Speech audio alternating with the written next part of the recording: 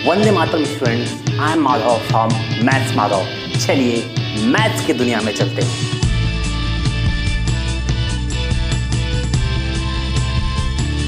Students, आज का जो हमारा टॉपिक है वो बड़ा ही इंटरेस्टिंग टॉपिक है।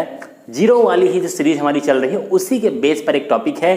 आपने पढ़ा होगा कि x to the power 0 is equals to 1, means कि किसी भी नंबर पर अगर हम पावर 0 रख दें, कोई भी नंबर हो, कितना भी बड़ा तीसमार खान हो, अगर उस पर पावर 0 रख दिया हमने तो उसकी वैल्यू 0 हो जाती है। तो क्या कभी थिंक किया है कि ऐसा क्यों होता है? कभी सोचा है? कभी किसी भी टीचर से पूछा है आपने?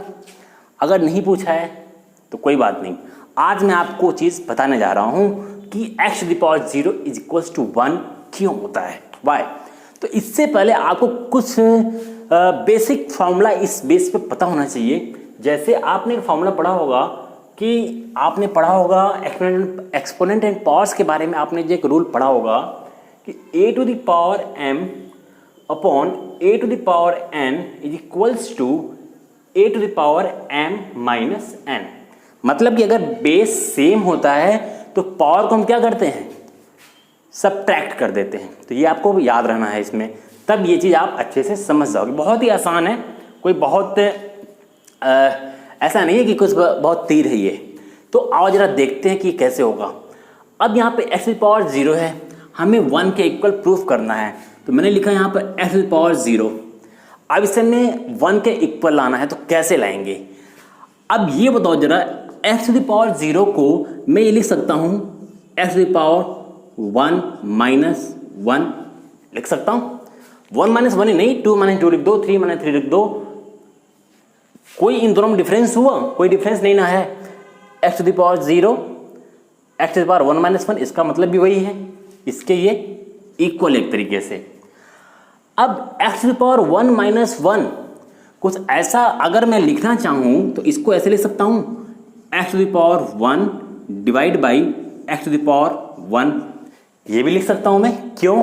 मैं इस तरीके से बता रहा हूँ। जैसे आप लिखा a to the power m minus n, a to the power m minus n, तो यहाँ मैं x दोनों का अगर बेस में सेम कर दूँ, जैसे यहाँ पे बेस सेम है, यहाँ भी a है, यहाँ भी a है, तो यहाँ भी a है, यहाँ भी a है, यहाँ पे पावर कुछ और है। पावर से मतलब नहीं, हमें मेन चीज़ देखना बेस सेम है, पावर को हम क्या करेंगे यहाँ पर? सब्ट्रैक्ट करेंगे। तो थोड़ा सा अब यहाँ से इधर चलो, बेस सेम है तो पावर सब्ट्रैक्ट होगा, तो वही तो मैंने किया है। बेस सेम था तो x पे पावर 1 माइनस 1, जैसे यहाँ पे मैंने क्या किया था, अगर बेस सेम था पावर सब्ट्रैक्ट, a पे पावर m माइनस n, तो यहाँ भी वही x पे पावर 1 माइनस 1। ये क्लियर समझ में आ रही बात ना? ये सेम उसी प्रोसेस पे जा रहे हैं हम। अब देखो, जब ऊपर और नीचे दोनों नंबर सेम है, यहाँ भी x है, ऊपर भी x है, पावर 1 है, यहाँ भी पावर 1 है, इसका मतलब ये क्या लिखा हुआ है? ये लिखा हुआ है x बाई x, ये तो लिखा हुआ है। अब ये नंबर कैंसिल होगा, इक्वल्स टू कितना आ जाएगा? 1। और ये आपका प्रूफ हो गया कि x to the power 0 is equals to 1।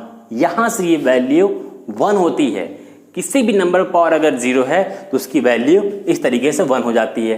तो कुछ नंबर जरा रख के देखते हैं कि ये 1 कैसे हो रहा है। मान लो अगर लिखा हो 3 टू द पावर 0, ये लिखा हुआ है। अब इसको हम क्या लिख सकते हैं? 3 टू द पावर 1 माइनस 1 लिख सकते हो। अब इसको हम क्या लिख सकते हैं? 3 to the power 1 divide by 3 to the power 1। अब देखो, दोनों पे पावर सेम है। 3 पे पावर 1 का मतलब क्या हुआ? 3। 3 पे पावर 1 का मतलब क्या हुआ? 3। दोनों कैंसल, इज इक्वल्स टू 1।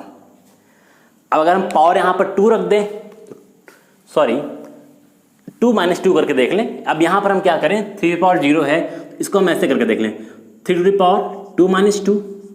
ये भी तो लिख सकते हो ना, 2 माइनस 2, तो इसका मतलब भी क्या होगा? 0। Again 3 to the power 2 divide by 3 to the power 2।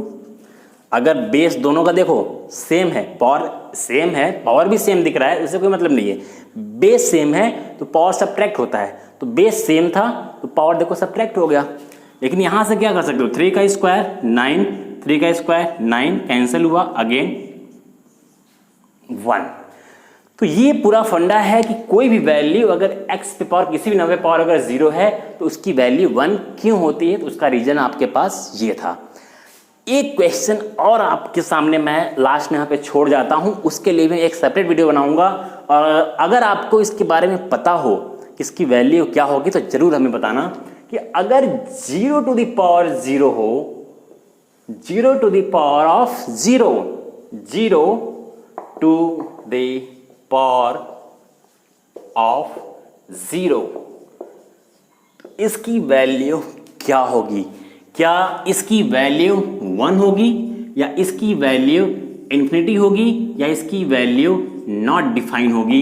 इन तीनों में आंसर क्या होगा आप इसके बारे में बताना। तब तक के लिए चलते हैं, नेक्स्ट वीडियो में फिर मिलते हैं। तब तक के लिए all the best. Thank you so much.